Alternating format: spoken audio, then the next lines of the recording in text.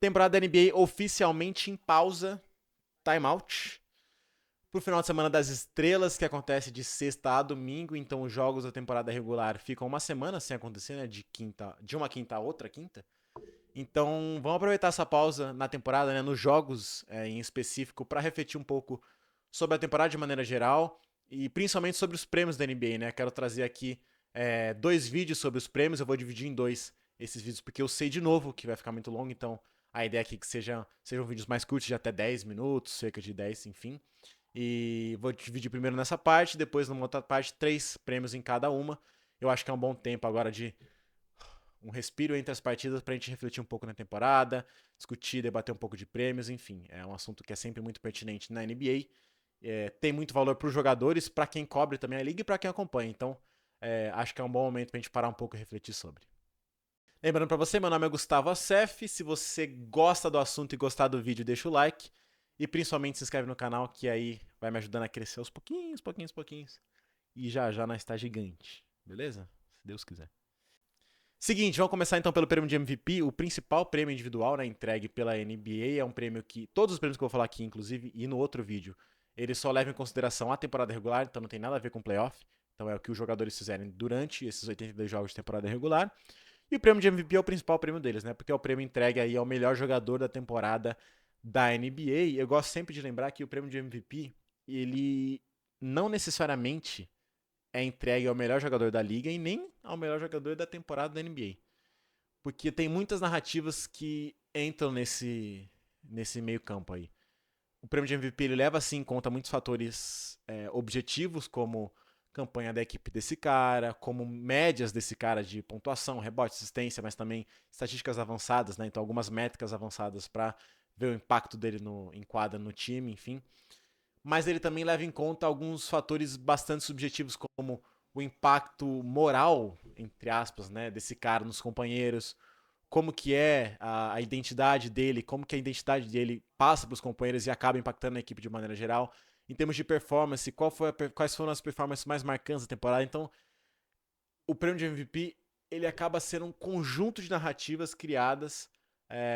E aí, quem tem a narrativa mais forte, juntando fatores subjetivos e objetivos, acaba levando o prêmio. Na temporada passada, perdão, o prêmio foi vencido pelo Shea. E nessa temporada eu tenho 3 candidatos em tela. Para mim, de novo, o Shea é um deles. O Shea que até aqui na temporada tem 31,8 pontos de média, 4,4 rebotes, 6,4 assistências, 55,4% de field goal e 39% nas bolas de 3. E para completar aí o top 3, né, de candidatos ao prêmio, Nikola Jokic e Luka Doncic. Jokic tem média de 28,7 pontos, 12,3 rebotes, 10,7 assistências, 59% de field goal e 42% nas bolas de 3. E Luka Doncic, 32,8 pontos, lidera a NBA inclusive nesse quesito, 7,8 rebotes, 8,6 assistências, 47,3% de field goal e 34,5% nas bolas de 3. Eu saquei que o Luka lidera a NBA em pontuação e o Jokic lidera a NBA em rebotes e em assistências. Ele seria o primeiro pivô da história a fazer isso. Então, sem enrolar muito, eu já vou falar que para mim o MVP da temporada até aqui é o Shea. Eu acho que a disputa dele realmente era com o Jokic. Eu acho que o Luka é mais um cara para completar o pódio ali, porque a campanha do Lakers não é legal, o coletivo do Lakers não é legal, o individual do Don't é sim legal, mas o coletivo ofensivamente, até falando, não é bom. E o Don't do outro lado também na defesa, ele deixa muito a desejar, a postura dele acho que não é legal em muitos momentos.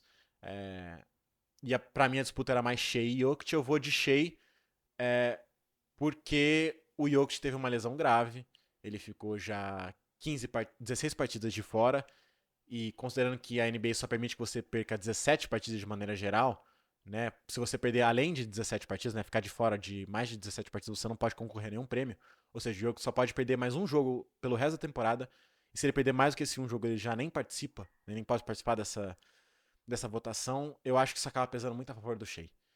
Que, além de ter o fator contra o Jokic, tem muitos fatores a favor dele próprio. Vale lembrar que o Shea, falando desses fatores mais subjetivos aqui, ele é um cara que ele é o pilar de sustentação do time mais dominante da NBA até aqui.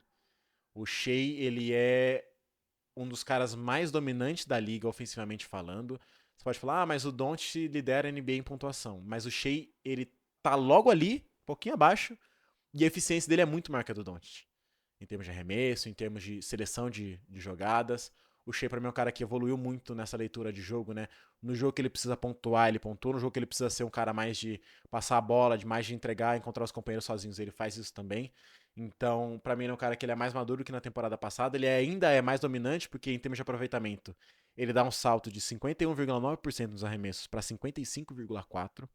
E de 37,5% das bolas de 3 ele vai para 39%. Então ele é um cara que ainda não rolou muito alto, ele consegue ser ainda mais eficiente. Defensivamente, ele é melhor do que os outros dois, do que o Doncic e do que o Jokic. Ele é um cara que, eu comecei falando dos fatores subjetivos e fui pro objetivo, né? Mas falando do fator subjetivo ainda. Ele é esse pilar, essa consistência do Thunder, eu acho que vem muito do Shea. É difícil você ver um jogo que o Shea, ele tá baixo, ele tá só desligadão. Ele não tá... Cara, ele tá sempre muito ligado dos dois lados da quadra. A postura dele é sempre a mesma em qualquer jogo, seja contra o Utah Jazz, seja contra o Denver Nuggets. Ele é o mesmíssimo jogador. Inclusive, ele tem mais jogos de 50 pontos do que jogos com menos de 20 pontos nas últimas 2 temporadas somadas, né? O último jogo de menos de 20 pontos do Shea na NBA foi em outubro de 2024. E desde então ele tem 4 jogos de pelo menos 50 pontos. Então, assim, ele é um dos caras mais dominantes ofensivamente da liga, no time mais dominante da NBA. A gente não pode ignorar a campanha absurda que o KC faz, lidera de novo o West, é o favorito de novo pro título. Não pra mim eu ainda tenho o Denver como favorito quando chegar nos playoffs, mas é o time mais dominante na temporada regular e é uma premiação de temporada regular. O Shea é o cara mais constante, é o cara que tá mais em quadra, ele é o cara que joga dos dois lados muito bem, ele incomoda muito na defesa e no ataque ele é extremamente dominante e eficiente. Ah, mas ele vai muito pros lances livres, mas o Doncic tem mais lances livres por partida do que ele, por exemplo.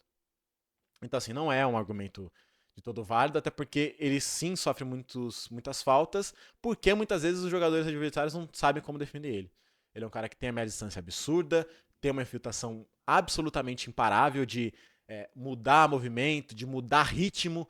Olha, ele acelera e vai com tudo, olha, ele acelera e para, e o cara passou e ele demora, né? Ele fica em câmera lenta para ir pro arremesso. Olha, ele para e vai pro fadeaway, ele vai pro arremesso de meia distância, ele tem a bola de 3 agora muito confiável, então, enfim. Ele é um cara que ele é muito dominante ofensivamente, ele tá num time muito dominante. E eu acho que essa narrativa toda dele de dominância ofensiva, ser muito bom defensivamente, ser essa constância, esse pilar de um time tão bom, eu acho que isso credibiliza ele como MVP da temporada até aqui. Se o Jokic voltar bem, porque ele voltou de lesão meio esquisito ainda, ele ainda tá entregando bons números, mas coletivamente o Nuggets caiu bastante. Se ele voltar bem e não perder esses 2 jogos que ele tem para perder, né? Não perder esse jogo, perdão, além desse jogo que ele tem para perder, eu acho que ele pode voltar na disputa com o Shea, mas nesse momento, para mim, o Shea ele é o MVP da temporada. Vamos agora falar do prêmio de técnico do ano, né? Que, assim como o prêmio de MVP, para mim, ele não é entregue ao melhor técnico da NBA. Vide que o Eric Spoelstra, por exemplo, não tem um prêmio desse. E para mim, o Spoelstra foi por muitos anos o melhor técnico da NBA. Hoje em dia, acho que ele é mais contestável. Mas enfim, pra mim não é o prêmio, não é entregue ao melhor técnico da NBA. Pra mim ele é muito relacionado a qual técnico fez mais com menos. Ou seja, qual técnico tirou mais do seu elenco e produziu uma grande surpresa na temporada, né? Qual foi o técnico que tirou lá um time que tava lá embaixo e jogou ele lá para playoff, play-in, ou que tirou aquele time de playoff, play-in, né, que brigando ali por posição pra estar no topo da conferência. Pra mim o prêmio é muito mais sobre isso do que sobre ter a melhor campanha da NBA, exatamente. Inclusive, vale destacar que em 60 anos que esse prêmio existe, mais de 60 anos, na verdade, nunca nenhum técnico ganhou de maneira repetida, né? Então, ele teve a melhor campanha esse ano, no ano que vem também teve. Os caras vão trocar, vão querer uma história nova, vão querer uma novidade, um cara que tá saindo lá de baixo com a sua equipe. Então, é um prêmio que tem essas peculiaridades e, pra mim, justamente baseado nisso, nessa minha leitura do prêmio, eu trouxe aqui 3 candidatos pra gente ver. Pra mim, os 3 candidatos são J.B. Bickerstaff, Mitch Johnson e Joe Mazzulla. O Bickerstaff do Detroit Pistons com 40 vitórias e 13 derrotas. Primeiro lugar no leste.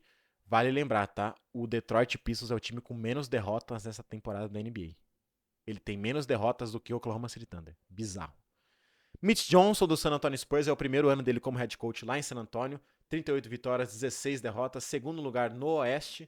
Eu não sei se eu falei, mas o Detroit Pistons é primeiro no leste.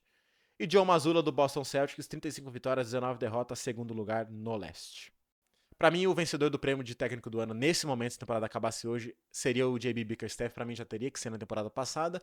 Não foi, então, para mim, ele merece novamente aqui o prêmio. Antes de eu falar dele, eu vou falar rapidinho sobre Joe Mazzulla e sobre Mitch Johnson, porque são dois caras que estão merecendo muito também o prêmio. E o prêmio de técnico do ano normalmente é difícil, né? Porque você tem 2, 3, 4 caras que merecem, então é muito ali no detalhe, é muito do que você valoriza ou do que você não valoriza. E falando rapidamente de Joe Mazzulla e Mitch Johnson. O Joe Mazzulla, ele é um cara que ele foi pouco valorizado nas temporadas passadas porque ele assumiu um elenco do Celtic já muito bom. Então ele era muito descredibilizado por tipo, ah não, mas ué, esse cara aí, ele tá só ganhando porque o elenco dele é muito bom. Qualquer um, entre aspas, faria o que ele tá fazendo.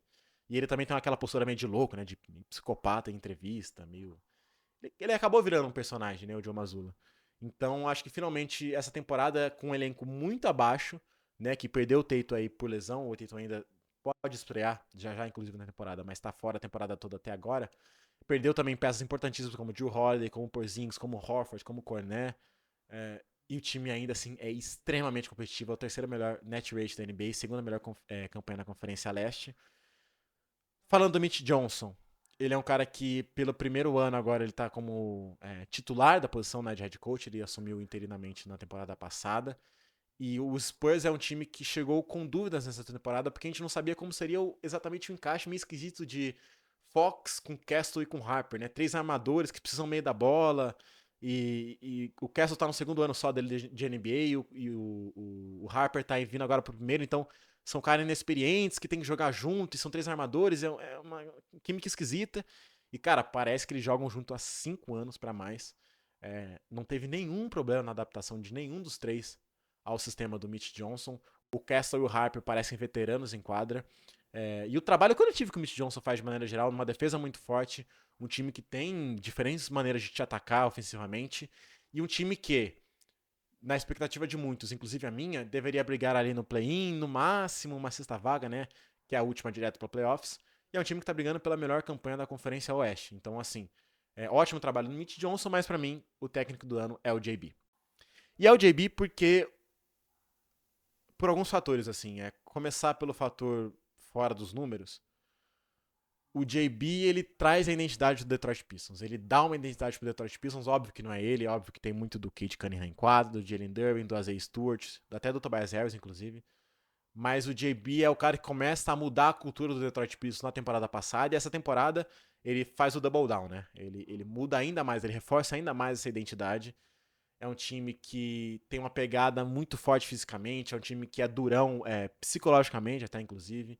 É um time que, apesar de buracos no elenco, e isso é um ponto importante para mim, do valor dele dessa temporada como técnico do ano, que na minha visão, o elenco que ele tinha na temporada passada era mais completo do que esse. Talvez não seja mais talentoso, talvez em termos de talento sejam iguais os elencos, mas a temporada passada, para mim, tinham jogadores que funcionavam melhor em conjunto do que esses que estão aqui. Eu gostava muito do Schroeder naquele time, como um segundo ball handler, como um cara que também defendia, mas também matava a bola. Podia jogar com o Cade, podia jogar sem o Cade, sendo esse cara que vai armar o ataque. Nesse ano ele não tem esse cara. O Malik Beasley tava jogando muito, tava matando muita bola de 3, mais de 42%, se eu não me engano, num volume absurdo. É verdade que o Duncan Robinson tá jogando bem, mas você tinha o Malik Beasley num nível muito alto, e você ainda tinha outros caras ali auxiliando nas bolas de 3, como o Tim Hardaway, por exemplo. Então, para mim, ele é um time que é menos completo ofensivamente do que era aquele, mas ainda assim é um time melhor do que era aquele. Por quê? É um time que melhorou muito defensivamente, é a segunda melhor defesa da NBA, e o ataque é um ataque top 10, mesmo com um problema gravíssimo de bola de 3. Numa NBA em que cada vez mais o arremesso é valorizado, a gente tem que chamar atenção para o seguinte dado: o Detroit Pistons é a terceira equipe que menos arremessa a bola de 3 e a 10ª equipe que tem o pior aproveitamento. Então fica em 10º em termos de pior aproveitamento e a terceiro com menos volume. Mesmo assim, o ataque é um ataque top 10, porque a identidade do JB é um time muito físico e um time de garrafão. Ele viu que ele tinha uma força no garrafão com o Duran, com o pick and roll, com o Cade, com o Stewart também, com o Tobias Harris, enfim, com esses caras que ele tem em mãos. E ele transformou esse time num time que tem muita pegada, tanto na defesa quanto no ataque, né? Se a gente pegar aqui os números, o Detroit Pistons é o segundo time em pontos no garrafão, ofensivamente falando, então compensa muito do que não faz nas bolas de 3. E é o terceiro time que menos toma pontos no garrafão. Então, segundo no ataque no garrafão, terceiro no ataque na defesa. É um time que tem uma identidade muito forte física no garrafão, de proteger o garrafão a todo custo, de explorar o garrafão no ataque e também para começar nas bolas de 3. Ele viu isso na série contra o New York Knicks. Quando o Pistons conseguia sair em contra-ataque, era um outro time ofensivamente. E isso tá acontecendo nessa temporada, é o segundo time em pontuação a partir de turnovers, né, de erros de adversário. Então é um time que força muito mais turnovers dos adversários, que tem uma defesa muito forte, uma identidade ainda mais potente, sai em contra-ataque pro ataque, pontua em transição ofensiva, principalmente a partir de erros, e pontua no garrafão. Então o JB, de novo, é um cara que traz uma identidade muito forte pro Detroit Pistons, que é o time que tem menos derrotas na NBA, tem menos derrotas que o OKC, e já já vai passar, vai ter a melhor campanha da NBA de maneira geral. O OKC tem mais derrotas, mas também tem mais vitórias, né? Então, tem jogos a mais de maneira geral. Então o Pistons, quando equilibrar essa questão de jogos, e se mantiver nessa sequência aqui, a tendência é que eles passem o OKC com a melhor campanha, e considerando o elenco que tem, é impressionante o que o JB tá fazendo, e pra mim ele é o técnico do ano. Pra encerrar, defensor do ano. Aqui eu acho que é o prêmio mais subjetivo de todos, porque a gente não tem as métricas individuais em termos de defesa, boas o suficiente pra gente se embasar em muitas delas, né? Tem algumas, sim, mas eu não gosto delas porque eu acho que elas acabam excluindo muitas coisas, por exemplo, de coletivo e como esse cara joga na defesa, o que a gente devia estar olhando exatamente. Muitas delas favorecem muito mais pivôs do que jogadores de perímetro. Então, assim, eu não gosto de usar métricas para falar de defesa, eu gosto muito mais de ir no olhômetro. E no olhômetro, para mim, a gente tem 3 candidatos até aqui nessa temporada para defensor do ano. E para mim, eles são Chet Holmgren, do Oklahoma City Thunder, Victor Wembanyama, do San Antonio Spurs, e Rudy Gobert, do Minnesota Timberwolves. E o Gobert, pra mim, acho que ele tá meio que na posição do Luka, né? É o cara pra completar o pódio. E a disputa realmente é entre Chet e o Embi. E pra mim é uma disputa muito acirrada. Eu acho que dos 3 prêmios que eu falei até aqui, pra mim é a mais próxima, assim. E eu vou ficar com o Wembanyama, tá? Porque o Wembanyama, ele visualmente é mais impactante do que o Chet. O Chet ganhou o melhor prêmio de melhor defensor do mês de dezembro, né, na Conferência Oeste. E o Wembanyama ganhou o prêmio de melhor defensor do mês de janeiro na Conferência Oeste, então um ganhou em dezembro, outro em janeiro. E eu acho que, assim, em termos de impacto defensivo, os dois estão muito ali, mas visualmente o Wembanyama ele é muito mais impressionante. Teve uma jogada contra o Lakers que o Luka veio no pick and roll, o Luka, que é um dos melhores jogadores em pick and roll da NBA inteira. Ele vem, ele chama o Reis vem fazer o corta-luz, o Luka passa pelo Reis, o defensor do Luka fica para trás, e aí vira aquele 2 contra 1, né? De Luka e Reis contra o Embanyama aqui. E o Luka vai caminhando, vai trazendo vai empurrando o Embanyama para perto da cesta junto com o Reis, e o Embanyama tira o lobby, né, do Luka. Então, ele convida o Luka a ir para a bandeja. Quando o Luka vê isso, ele tá perto da cesta e ele vai realmente para a bandeja, o Embanyama numa fração de segundos, pum, pula e dá o toco lá em cima. Ele tira o lobby e ao mesmo tempo ele dá o toco. É muito impossível fazer isso. É muito difícil. Além disso, teve um lance contra o Houston Rockets também nesse mês de janeiro, para aproveitar que ele foi o defensor do mês da Conferência Oeste, que é marcante também para mim.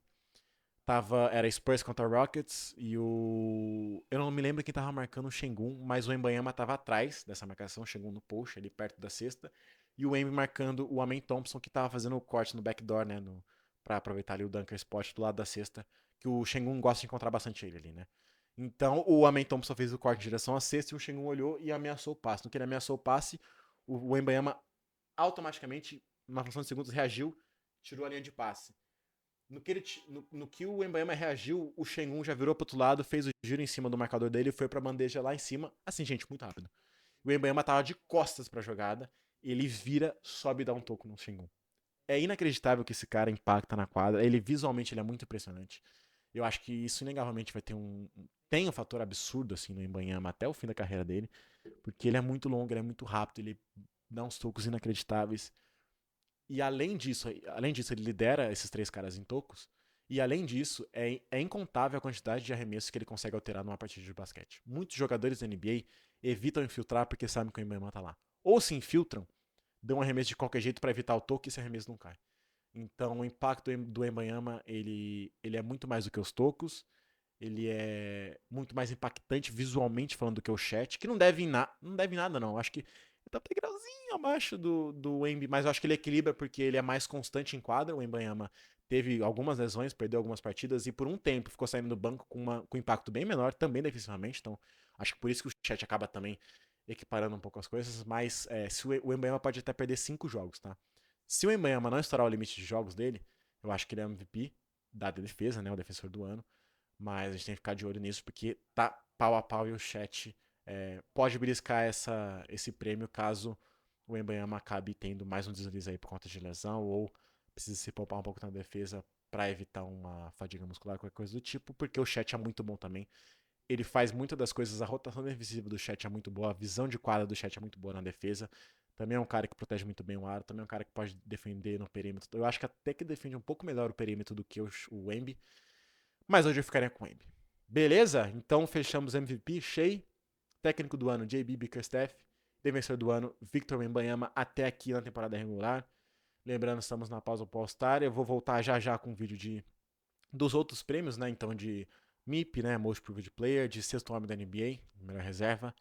E também o prêmio de. Qual que tá faltando? MIP, Most Improved. Não sei, tá faltando. Ah! Calor do ano. Polêmico calor do ano. Belezinha? Valeu, galera. Até a próxima.